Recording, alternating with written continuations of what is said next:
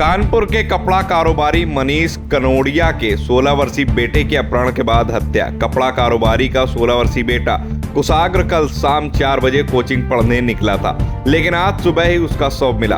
कुशाग्र की अपहरण के बाद हत्या कर दी गई। अपहरण के बाद 30 लाख रुपए की फिरौती भी मांगी गई। 4 बजे जब कुशाग्र कोचिंग के लिए निकला था तब उसका अपहरण कर लिया गया।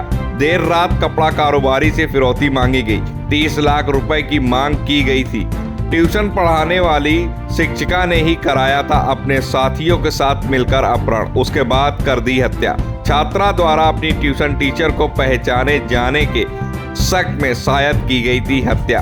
थाना रायपुरवा क्षेत्र के आचार्य नगर निवासी कपड़ा कारोबारी मनोज कनोडिया के 16 वर्षीय बेटे कुशाग्र की अपहरण के बाद हत्या। कानपुर से आले अली की रिपोर्ट। कल एक दुखद घटना रायपुरवा में रिपोर्ट हुई थी, जिसमें एक 17 वर्षीय बच्चे के अपहरण किए जाने की सूचना परिजनों ने दी और बताया कि एक पत्र उनके यहाँ एक व्यक्ति स्कूटी से आया था और मुंह पे कपड़े बांधे हुए था, वो एक पत्र देकर गया है। हम लोगों ने तुरंत घटना का इन्वेस्टिगेशन स्टार्ट किया और हमारी पूरी टीम, हम सभी सीनियर ऑफिसर घटना स्थल पर थे। हम लोगों ने एक एक चीज़ों को पूरी रात एग्जामिन किया। घटना बहुत दुखद है और संबंधों के भीतर यह घटना जो है हुई अब तक की विवेचना में साफ हो रही है। रचिता जो कि शिक्षिका के रूप में इस बच्चे के घर में पढ़ाती रही हैं 2021-22 तक। रचिता के फियांसे प्रभात शुक्ला और उनके दोस्त आर्यन उर्फ अंकित, ये सारे लोग इस घटना में इन्वॉल्व हैं।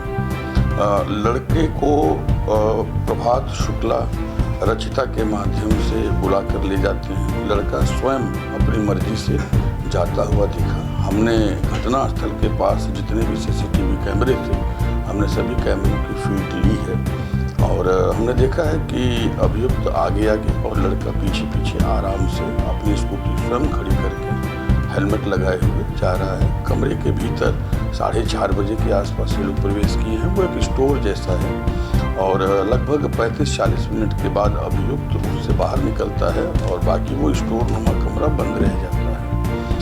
बगल में ही उस अभियुक्त का अपना भी कमरा है जहाँ पे वो रेंटेड एकोमोडेशन में रहता है।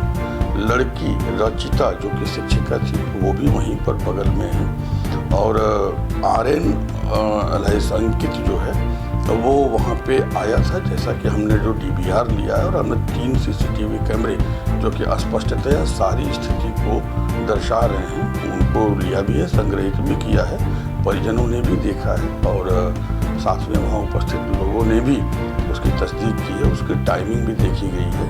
लगभग 35-40 मिनट आने के बाद अभियुक्त उस कमरे में रहा है। उसके बाद उस कमरे में जाता हुआ कोई नहीं दिख रहा है, ऐसा प्रतीत हो रहा है सीसीटीवी फुटेजेज से। और प्रथम दृष्टया जो फॉरेंसिक टीम का परीक्षण दल वहां गया था उससे कि लगभग 4:30 बजे से लेकर के 5:15 के बीच में यह घटना कारित की गई है। 4:30-32 पर वहाँ पे जाने के साक्ष्य दिखाई देते हैं और बाद में जो लेटर दिया गया, जो डिमांड किया गया, उसका ऑब्जेक्टिव, उसका इंटेंशन, उसका मेंसरिया अभी हम लोग समझ रहे हैं। अब तक की विवेचना में ऐसा लगता है कि ये मिसगाइड करने के लिए किया गया था, लेकिन it's too early to go with the conclusion. Investigation is in progress. जो स्कूटी लेटर ड्रॉप करने के लिए व्यवहार की गई थी, उस स्कूटी को भी हम लोगों ने जो है सीज किया है, UP 78F2204। लेकिन ये भी एक तथ्य दिखाई दिया है कि इन लोगों ने F को E किया था और F को E करने के लिए उन लोगों ने गम, लोशन और कुछ चीज़ों को चिपका करके किया था, जिसके भी सिम्टम्स उस स्कूटी पे हैं। और कैमरे में जो पिक्चर कैद हुई है उससे स्कूटी की फटी हुई सीट, स्कूटी का पूरा डिस्क्रिप्शन मैच करता है। जहाँ पे जो डिजीज है, जो बच्चा जिसकी मृत्यु हुई है, उस बच्चे का स्कूटी खड़ा किया गया था, वहाँ पर भी सीसीटीवी फुटेजेज है, उन कैमरों की फीड भी ली गई है और वहाँ भी ये चीज़ दिखाई दे रहा है कि घटना स्थल पर घटना के बाद अपने रूम में जाकर अभियुक्त ने अपने कपड़े बदले हैं, सफ़ेद शर्ट पहना है, उसी सफ़ेद शर्ट में वह बच्चे की स्कूटी को अन्य स्थान पर ड्रॉप करता हुआ भी दिखाई देता है। तो सर, शिक्षिका और मृतक के बीच में क्या कोई संबंध? नहीं, अभी हम इस जो हत्या का जो मोटिव है, जो इंटेंशन है, अभी हम उसको समझने का प्रयास कर रहे हैं। यहाँ पे 3-4 चीज़ें एकदम स्पष्ट हैं कि घटना संबंधों में हुई है, जान पहचान में हुई है। नंबर 2, अपनी मर्जी से जो लड़का है वो जाता हुआ कैमरों में दिख रहा है। नंबर 3, उस कमरे में 5:15 के बाद कोई नहीं गया है। कैमरे की तरफ फोकस करते हुए उस कमरे की तरफ फोकस करते हुए कैमरे हैं।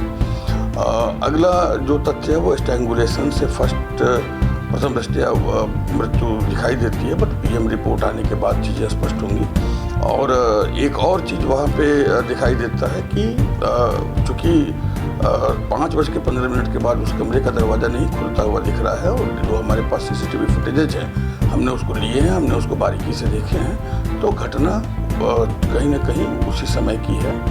मोटिव, इंटेंशन और मेंसरिया वाले पक्ष पर अभी विवेचना हम कर रहे हैं और हम ये समझने का प्रयास कर रहे हैं कि आखिर में ऐसी क्या वजह थी कि ला करके तत्काल यह घटना कारित की गई और इस घटना को कारित किए जाने के बाद जो लेटर ड्रॉप किया गया उसके पीछे के इंटेंशन और मेंसरिया क्या है, जिससे बाकी चीज़ों को हम कनेक्ट कर सकें और इनको हम सही तरीके से न्यायालय के समक्ष सजा के लिए ले जा सकें। घटना से संबंधित सभी आरोपियों को गिरफ्तार कर लिया गया? घटना से संबंधित सभी आरोपियों को गिरफ्तार कर लिया गया है। अब तक जो हमें विवेचना में दिख रहे हैं, लड़की रचिता गृह शिक्षिका जो है वो गिरफ्तार है। जो मुख्य अभियुक्त प्रभात शुक्ला हैं वो भी गिरफ्तार हैं, उनके सहयोगी भी हमारे पास हैं और घटना स्थल को हमने सीज किया है, स्कूटी को हमने बरामद किया है, लेटर हमारे पास है। प्रथम दृष्टया ऐसा दिखाई देता है कि यह हैंड राइटिंग भी प्रभात शुक्ला की है और हैंड राइटिंग की तस्दीक रचिता ने देखने के बाद ये अपने एग्जामिनेशन में बताया है, but this again need to be examined by the forensic. Allah अकबर लिखा गया है, किस सोर्स से? अगर आप लेटर को देखेंगे